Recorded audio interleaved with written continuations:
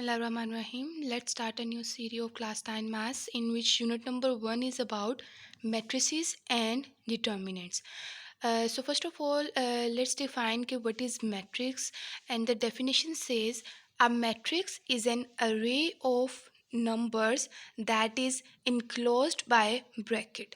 So what does it mean actually? First of all, यहाँ पे देखो चैप्टर का नेम में क्या लिखा हुआ है, matrices, and definition matrix. So इसमें कंफ्यूज नहीं है कि both are the different term. No, actually this is a singular term. अगर हम एक मैट्रिक्स की बात करें तो हम मैट्रिक्स बोलेंगे. If you have more than one matrix so we will say matrices.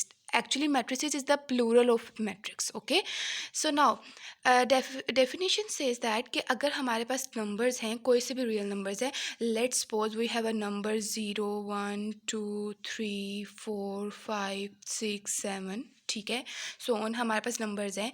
अगर इसको हम किसी एक स्पेसिफिक अरेंजमेंट में लिखें, यहाँ पे अरे का वर्ड यूज़ हुआ है, that is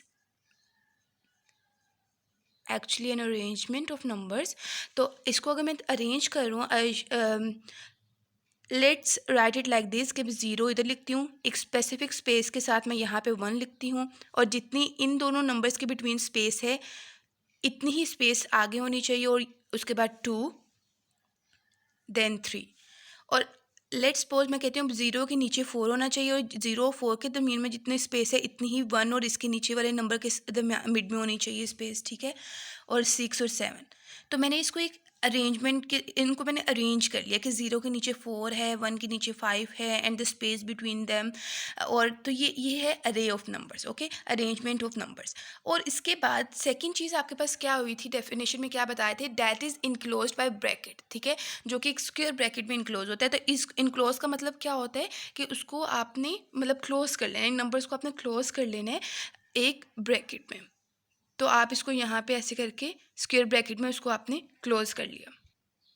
now this representation has become a matrix. इसको हम बोलते हैं मैट्रिक्स. आफ्टर दिस अब आपने इसको एक नेम दे देना है, और नेम को कोई सा भी आप इसको नेम दे सकते हैं, ABCD A to Z. आप कोई भी लेटर चूज़ कर सकते हैं, but later should be capital. ठीक है, तो आप इसको कोई सा भी नेम दे दें, ABC what ever you want. तो ये एक्चुअली में आपके पास डेफिनेशन थी. लेट मी रिपीट अगेन कि अ मैट्रिक्स इज़ एन अरे of numbers that is enclosed bye bracket. Okay, now this is called matrix. अब अगर ये एक से ज़्यादा होंगे तो उसको हम बोलेंगे मैट्रिसेस. अब ये जो आपके पास ये जो मैंने नंबर्स लिखे हैं मैट्रिक्स के अंदर, इस ब्रैकेट के अंदर जो नंबर्स हैं, इनको आप एक्चुअल में कहते हैं एंट्रीज. ठीक है, ये इसकी एंट्रीज होती हैं, इसको आपने याद रखना है.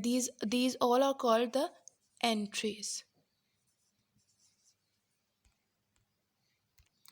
Okay, now to write the numbers in this bracket to form it a matrix, तो आपके पास there are two ways है इन numbers को arrange करने के. या तो आप इनको horizontal way में रिप्रेजेंट कर सकते हो. हॉरिजॉन्टल वे होता है इस तरीके से, ठीक है, आपने इस लाइन के में नंबर्स को लिखना होता है.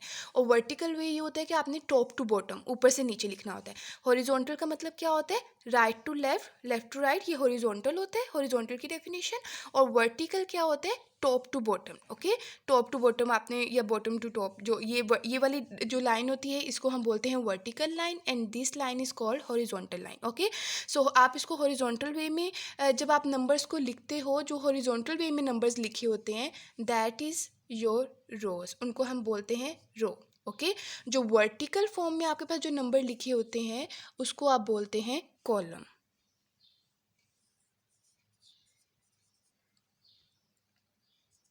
ओके, तो अब आप यहाँ पे देख के बताओ मुझे कि how many rows are here. Like एक तो ये लाइन है, तो इसको आप रो 1 कह दो, R फॉर रो, एंड इसके नीचे मैंने 1 लिखा है, इसका मतलब ये रो 1 है. और ये सेकेंड लाइन है, तो ये क्या हो जाएगा, R2. So how many number of rows are in this matrix, there are 2 rows, right. अब कॉलम देखो, यहाँ पे आपके पास ये फर्स्ट कॉलम है, इसको मैं कह देती हूँ C1. Okay, now this one is your second column, second vertical line, इसको C2 कह दो. This one is C3 and this one is C4. So how many columns are here? There are 4 columns in this matrix. Okay, so column क्या होते हैं? Columns होते हैं जो vertical representation होती है एंट्रीज की, जो वर्टिकल रिप्रेजेंटेशन होती है इस फॉर्म में टॉप टू बॉटम, उसको हम कॉलम्स कहते हैं. और रोज क्या होते हैं? Horizontal representation of the entries are called rows. Okay, जो top to right to left होता है आपके पास, उसकी रिप्रेजेंटेशन को हम क्या बोलते हैं? रोज बोलते हैं. So now hope so you can define matrix, entries, rows and column. And the next concept is order of matrix. Okay. So what is it? For let's define a matrix. हमारे पास एक A matrix है which is 2 5 4 6. तो आपने order इसका बताना है. तो इसका मतलब ये होता है कि किसी भी मैट्रिक्स की आपने रोज एंड कॉलम्स बतानी है. ओके, तो अब आप मुझे बताओ कि रोज इसमें how many number of rose in this matrix. मैंने आपको रो बताया था. रो क्या होते हैं? जो कि आपके पास हॉरिजॉन्टल वे में एंट्रीज को रिप्रेजेंट किया होता है. एक आपके पास ये लाइन एंड एक ये रो है. ठीक है, so this one is row 1, row 2. So how many number of rows are here? So you will write it like this: rows equals to 2. Okay, and then columns क्या होते हैं? Vertical, this one and this one. So C1 and C2. How many number of columns are here? 2. Okay, so to write the order of the given matrix, इसका structure ये होता है कि आपने सबसे पहले रोज लिखनी होती हैं by column. So how many number of rows are here? 2 by 2. So 2 by 2 is the order of this matrix. ठीक है, is the order of A.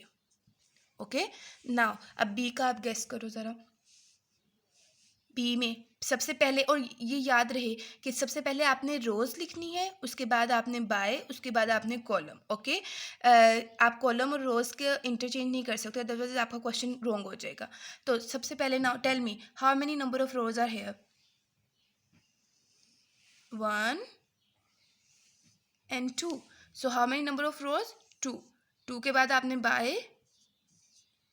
Now columns 1 2 3. So the order of B is 2 by 3. एक तो ये criteria है किसी भी matrix के order लिखने का, और आप इसके बिल्कुल इधर बेस इसके सब्सक्रिप्ट पे अभी आप लिख सकते हैं इसका ऑर्डर. और वो कैसे लिख सकते हैं? आप लिखेंगे 2 multiply by 3. ओके, तो यहाँ पे इसका ऑर्डर था 2 by 2, तो आप यहाँ पे लिख सकते हो 2 multiply 2.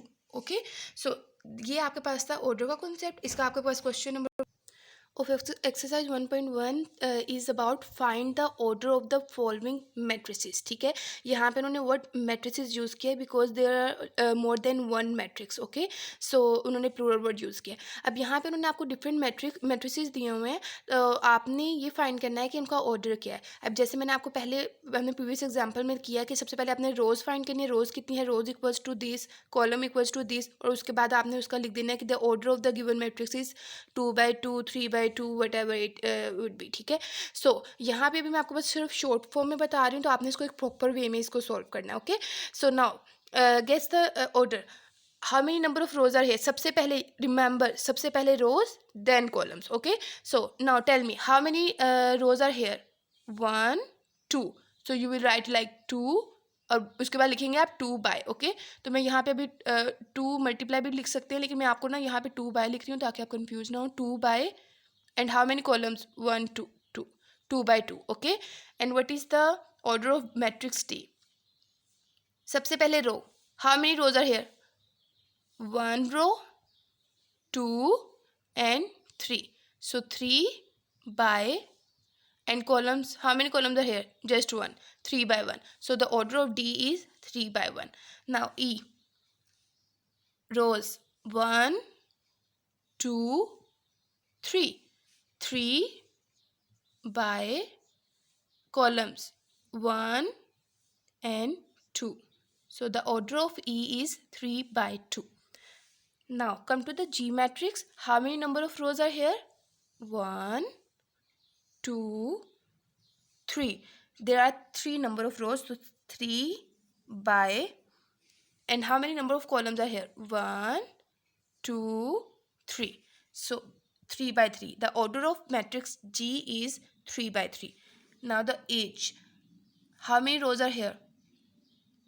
1, 2.